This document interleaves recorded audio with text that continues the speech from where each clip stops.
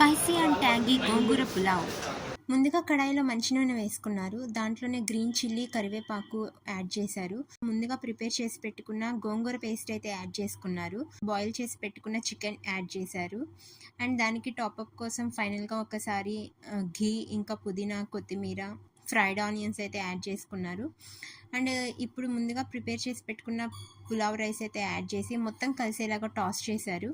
అంతే అండి, ఇది చాలా సింపుల్ డిష్. పులావ్ అయితే రెడీ అయిపోయింది. సో ఒకసారి టేస్ట్ చేసి మీకు ఎలా ఉందో చెప్తాను. సో రైస్ అయితే చాలా బాగుంది.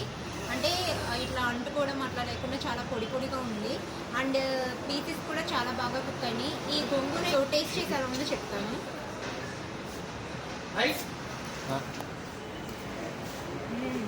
సూపర్ ఉంది. గోంగూర పులావ్ అనేది మా దాంట్లో చాలా ఫేమస్ కాబట్టి ఒకసారి తప్పకుండా మీరు వచ్చి ఇక్కడ టేస్ట్ చేసి ఈ గోంగూర పులావ్ని మీరు కూడా ఎంజాయ్ చేయండి. Okay, thank you.